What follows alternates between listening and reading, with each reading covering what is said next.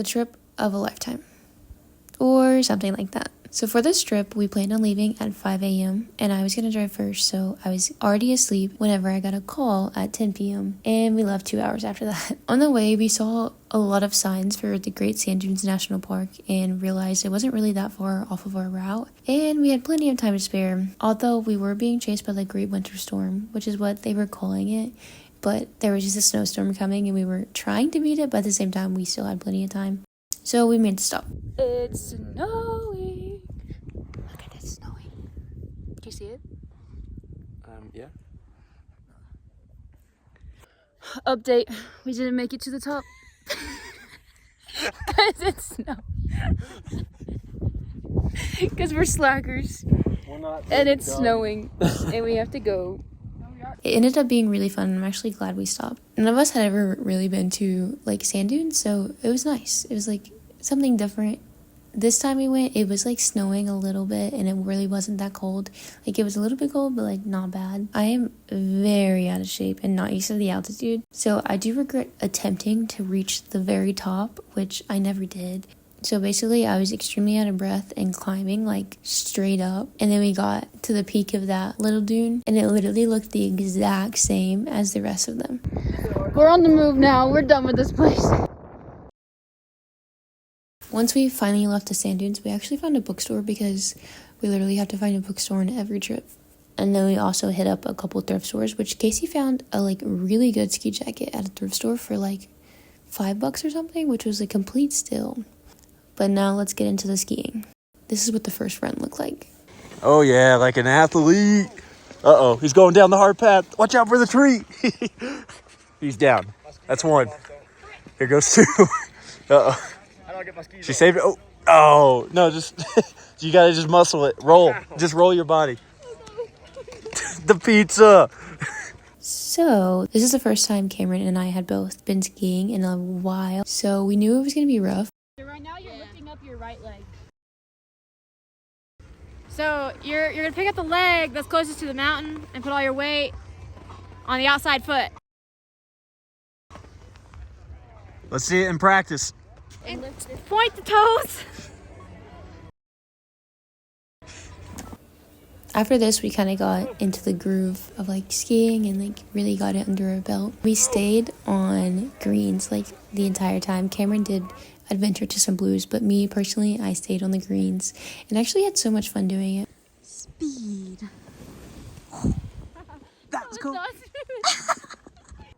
Then we went back to our little Airbnb for the night, and we honestly didn't do much. I think we played games for like an hour, and then we like all hit the hay because we were so tired. The next morning, the drive up the mountain was like actually kind of scary because it was snowing so hard, and we were just in my car, which is not built for the snow. First blue. The snow was literally perfect, like, this whole trip. It was coming down, but, like, it wasn't cold. It was ideal. These were some of Cameron's blues that he tried. There's one called Thumper, which is honestly insane. So while Cameron and his home were going down these blues that were extremely challenging, Casey and I were having our own challenges. It's coffee, man. It slipped. Yeah. If you know, walking in ski boots is literally like the hardest thing, but walking downstairs is like almost impossible. We did learn that walking backwards makes it so much easier. Yeah, Casey! We're on a green. We're almost at the end of the day. My sins are dead. Casey's stuck in the snow over... Where's she at? I think she's over there somewhere. Maybe over here. I don't know. She's somewhere over there. How do you feel about leaving? Sad. Cameron, how do you feel? Casey, how do you feel? In distress. In distress. Oh my god. Do it. Are y'all gonna be annoyed if I get in the car a little wet? We saw the signs for the Rio Grande and we were like, we have to go touch the Rio Grande because I guess it would be cool to be able to say we touched it. When we got there, Stone was like so convinced that he was going to jump in. Like he wanted to go for a swim. And then on the way home, we stopped at, it's called Cadillac Graveyard.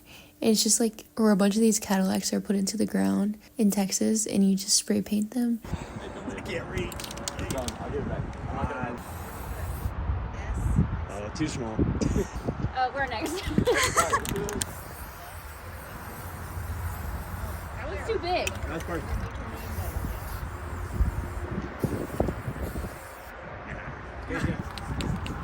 I think I can trail. I think it's perfect. Casey equals third. Can we read one paragraph? We're not moving. We're all friends. We're all friends here. Casey, just think about it.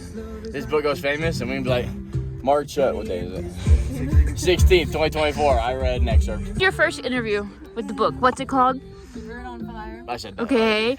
Give me a plot. What's the plot? Oh, the plot is the last year of my life. So Oh. I turned 25. Oh. Exactly. I just don't want anybody to read it. That's a journal. It is. It is. Start from right there. How long is this excerpt going to be? And that's our trip.